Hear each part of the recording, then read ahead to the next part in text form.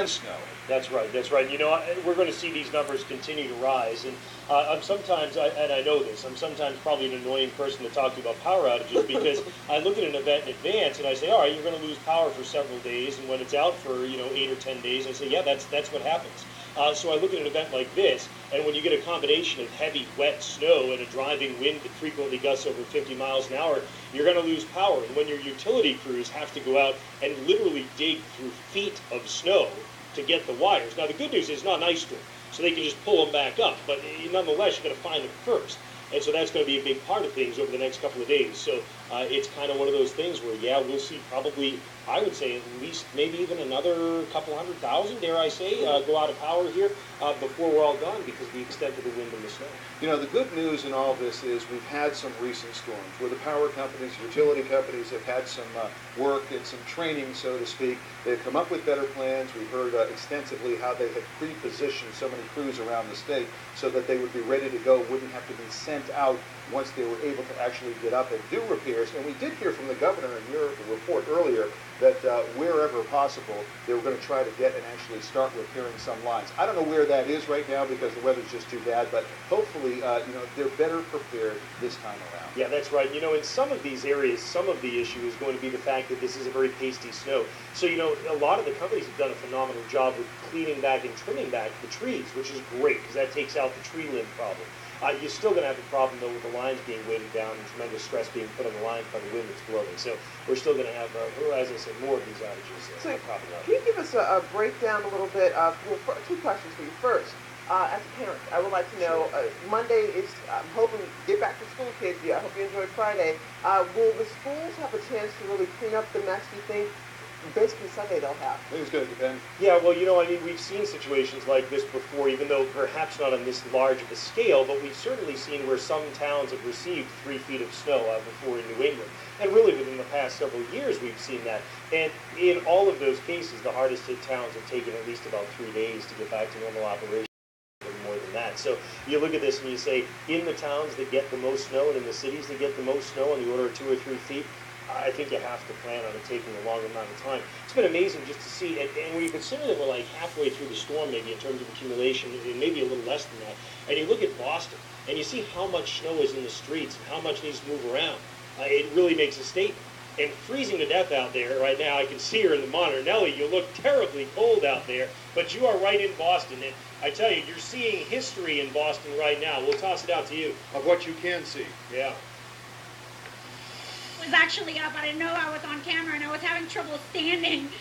The wind is really starting to howl. We are feeling gusts. You know, as a meteorologist, I think this is about 60 miles per hour, but you're going to have to tell me if I'm right. The snow continues to come down very hard. I'm actually having some trouble speaking. I do believe we're getting now 2 to 3 inches an hour, because if you can see here, when we got here to Copley Square, there was very little to almost zero snow on the ground. Now this is like a winter wonderland. This looks like what we had a couple of years ago through the whole season when we got 40 inches of snow. Obviously we haven't gotten that much, but it's just so much snow in such a short period of time.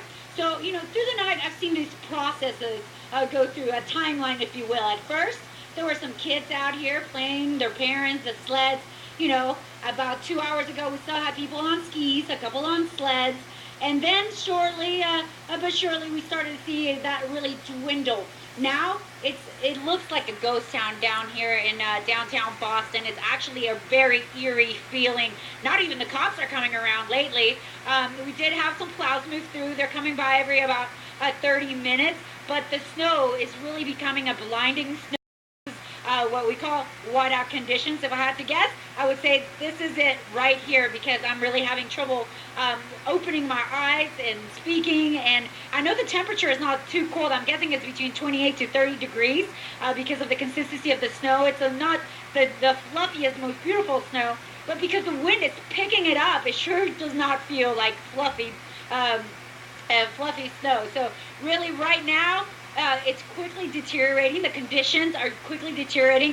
This is not no longer fun for most people.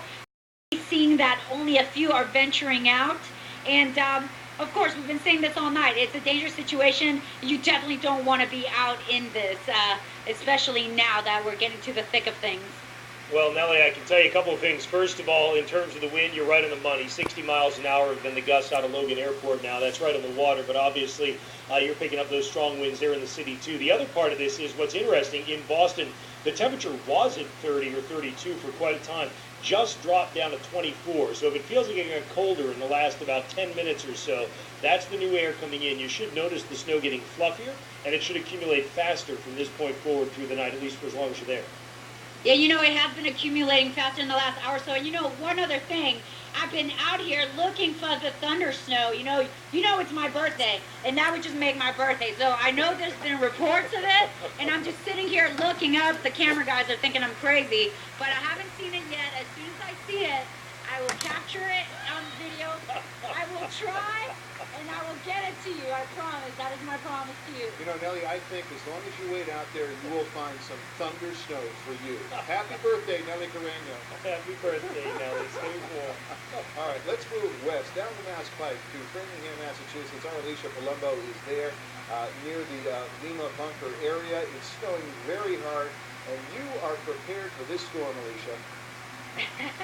I'm trying to be, Mike, but this snow has really picked up at this point, and the biggest problem, as Nellie was talking about, is the wind. We're getting these huge gusts that's almost knocking us up here. At one point, even started rocking our